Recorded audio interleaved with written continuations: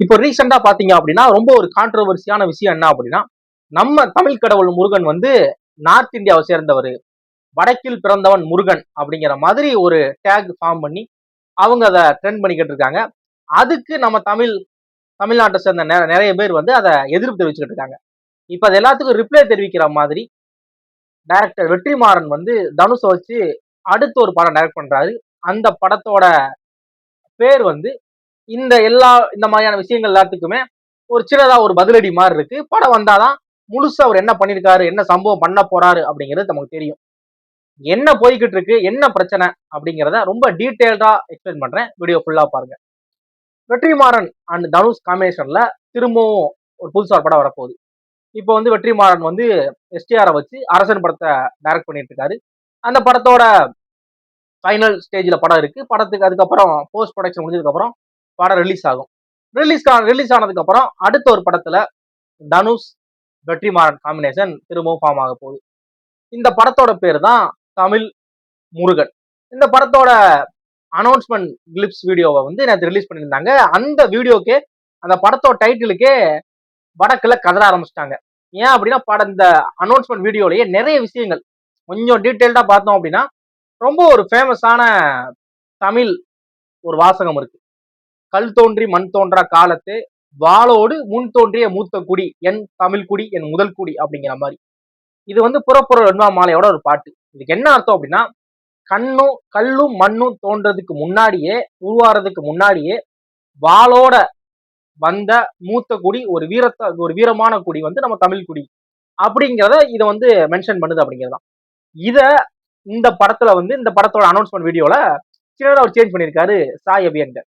அது என்ன அப்படின்னா, கல் தோன்றி மண் தோன்றா காலத்து வேலோடு தோன்றிய மூத்த குடி என் முதல் குடியான முருகன் அப்படிங்கிற மாதிரி ஒண்ணு பண்ணியிருந்தாரு. அது பாக்குறப்பவே ரைட்டு, இவர் வந்து நார்த் நடக்கிற பிரச்சனைகளுக்கு தான் இது பண்ற மாதிரி குத்துற மாதிரி ஒன்று பண்ணியிருக்காரு அப்படிங்கிற மாதிரி. அப்புறம் அந்த அனௌன்ஸ்மெண்ட் வீடியோல ஒரு பர்டிகுலரா ஒரு நேம் புதுசா இருந்துச்சு. அது என்ன அப்படின்னா அறிவுமதி அப்படிங்கிற மாதிரி. அது யார் அப்படின்னா கவிதையாளர், ஒரு எழுத்தாளர் மற்றும் கவிதையாளர் அறிவுமதி. அவங்க தான் இந்த நேம். இவங்க தான் தமிழ் குடிமகன் அப்படிங்கிற ஒரு புக்கை எழுதியிருக்காங்க.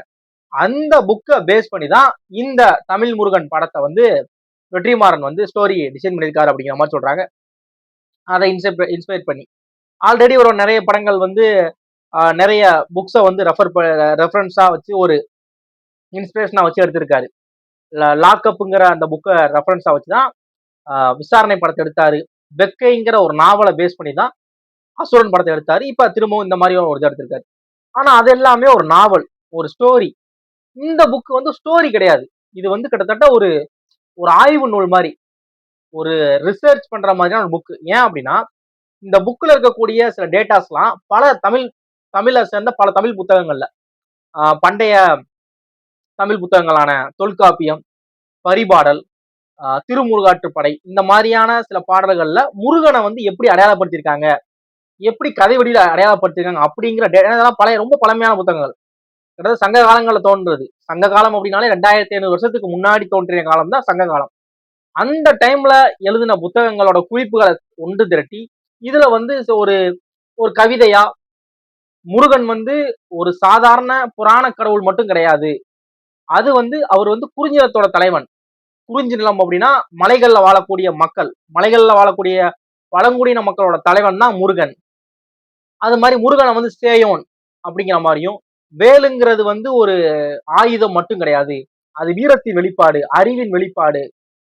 அது வந்து முருகனுடைய பழந்தமிழருடைய அந்த வேட்டையாடு மரபு சொல்லுவாங்க, அதோட வெளிப்பாடு அப்படிங்கிறதெல்லாம் மென்ஷன் பண்ணி தான் இதெல்லாம் இருக்கு. இது ஒண்ணு ஜஸ்ட் ஒரு புராண கதை, இது ஒரு பக்தி நூல் அப்படிங்கிற மாதிரி ஜஸ்ட் அப்படிங்கிற மாதிரி போயிடக்கூடாது. இதுக்கு பின்னாடி இவ்வளவு இருக்கு அப்படிங்கிற மாதிரி அந்த புக் வந்து ஒரு ரிசர்ச் புக்கா முருகன் அவங்கள பத்தின எல்லா விஷயங்களையுமே தொகுத்து இருக்கு. ஆனா அதுல கதை வடிவில் இருக்காது. இப்ப பொதுவா வெற்றிமாறன் டைரக்ட் பண்ற படங்கள் எல்லாமே ஒரு புக்கை படிக்கிறாங்க அப்படின்னா அது எல்லாமே ஒரு ஸ்டோரியா போகும்.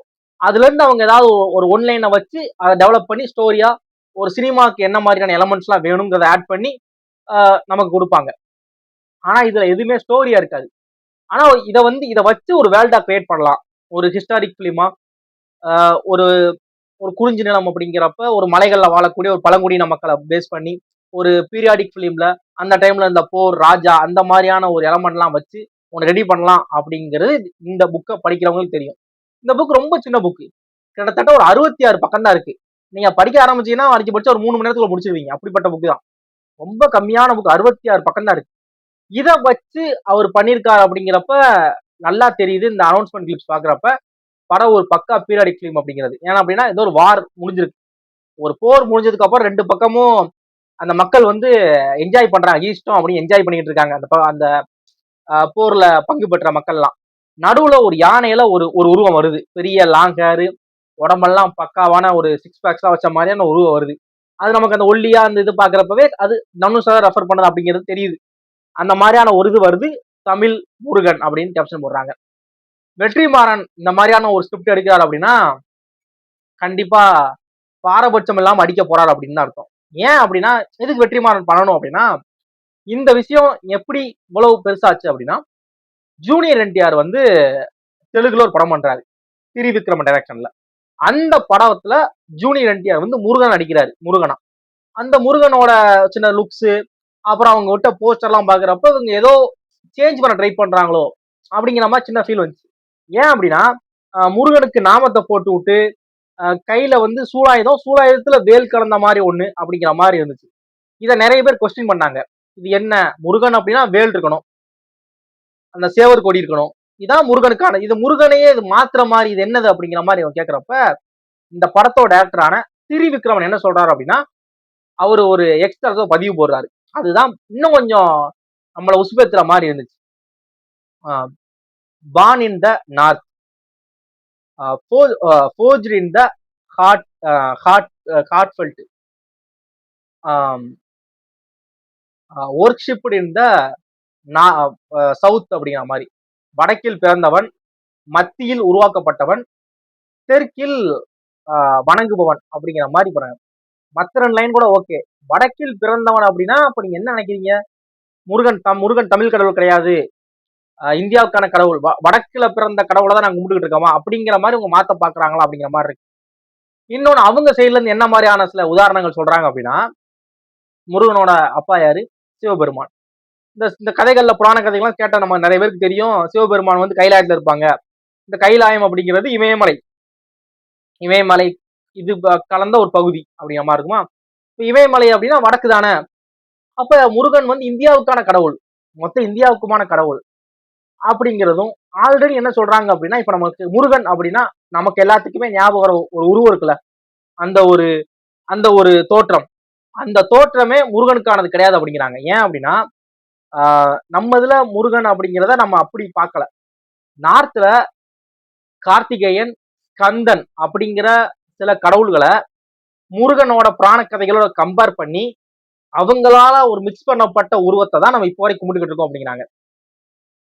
நார்த்ல ஸ்கந்தன், கார்த்திகேயன் சில கடவுள் இருக்காங்களாம், அதையும் முருகனையும் லிங்க், 2 பேருமே ஒரே ஆளுதான் அப்படின்னு சொல்லி கம்பேர் பண்ணி தான் இது பண்றாங்க.